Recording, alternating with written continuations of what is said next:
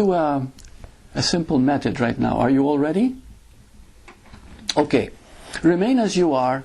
Rather than slouching back, if you could keep your back just slightly straight, close your eyes, and we have 3 steps we're going to go through. I want you to experience fully each one, and I guide you step by step.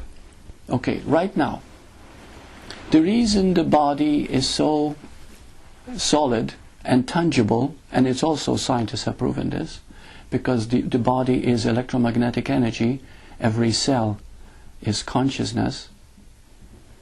The only thing that keeps the body looking tangible to the senses is because of action. The body is never still. If the body were to be still for 1 second, it would disappear. Yeah, close your eyes so that you can feel it. Now feel what I'm saying. Now, I would like you to feel your body right now and see how it's moving all the time. Let me guide you so that you become aware of it. But stay with your body, please. You are breathing. And yet, who's breathing? Are you doing the breathing, or is the breathing always taking place? The breathing is always happening. Go back to your heart. Your heart is beating.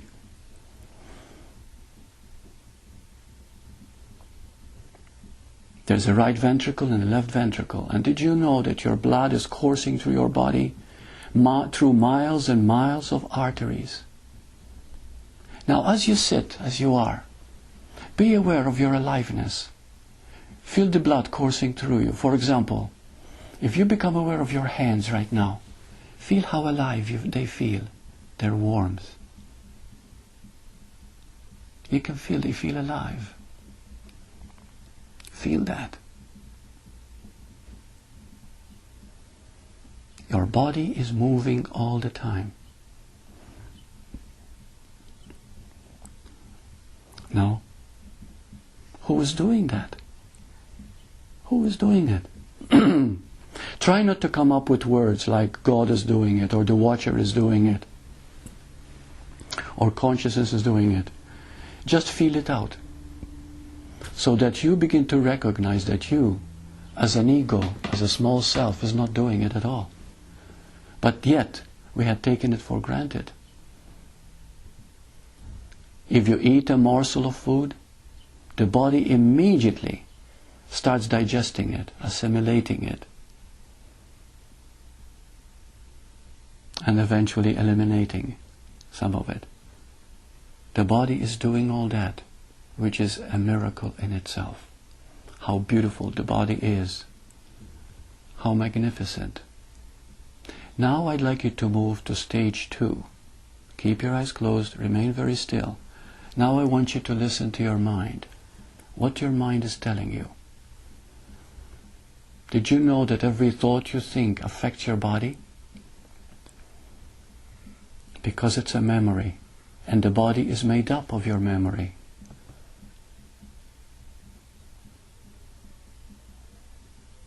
Now, see what you are telling yourself. See what is coursing through your mind as I was speaking, or as I am speaking.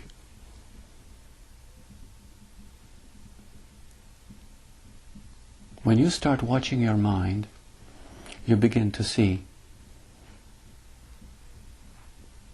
that your mind is always telling you ways in which you can control something or other, in doing some action or other.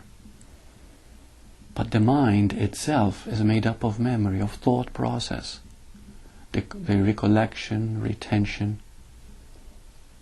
this brain activity. It's all being propelled by the memory. And although the body never lies, because it exhibits exactly what is going inside you, yet the mind is filled with stories that are not true. Oh, they did that to me. Oh, how I hate them. They're terrible people, etc., etc. Or you could say it against yourself. In other words, judgment, comparison, rationalization, figuring things out. And yet all that can be put aside. And watching can become so perfect. The mind is ever active, All it takes is one negative thought, and your body will reflect it immediately. It will feel its force, its power. If you were to think, somebody were to tell you, or you would think that you're going to die tomorrow, you'll be in complete tension from head to foot, in complete fear and anxiety. This is inevitable. Now, I hope you're all awake and listening. I'd like you to do the following now. I'd like you to listen very, very closely, because this is the important thing right here, right now. The third phase of this. I asked you to watch your body, and then I asked you to watch your mind, and we can all do that. Who was it that was watching? Who watched the body-mind organism? As you remain the way you are, you may speak, if you like, with your eyes closed so that you can feel it. Who is the watcher? Can I ask you, Inez?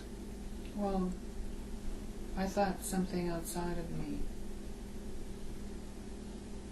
Could something outside of you be watching every move you make and act through you? Okay, very good. So is it outside or inside? Well, inside.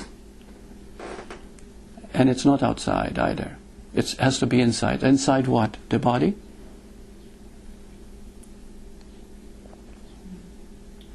I don't know. Very good. That is the perfect answer. Okay? And when you become very honest, you will really say, I don't know who the watcher is. That's very honest. Why? Because it's so vast, it's so complete, it's so total, it's so one, that it's inconceivable for the mind to even understand it, or even touch upon it. It can't. And right now when we're asked a question, we revert to the mind, because that's our conditioning, instead of our heart, our inner being. You see? We keep reverting back always to that. And so the truer answer is, I don't know. It just is. This watcher just is. It is eternal. Now, there's another thing. Can there be a question that the is cannot answer? That this eternal essence of you, the watcher, the witness, cannot answer. Now, keep your eyes closed, but can someone ask a question that you feel can't be answered? Or if you have a question, ask it. But remain as you are so that you remain centered.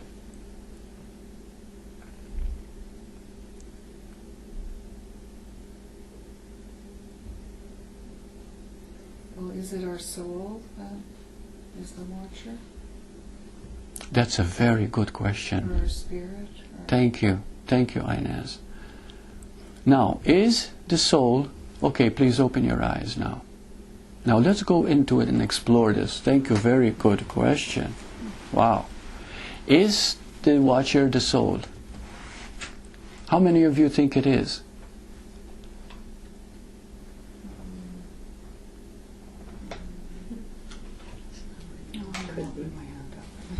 Okay.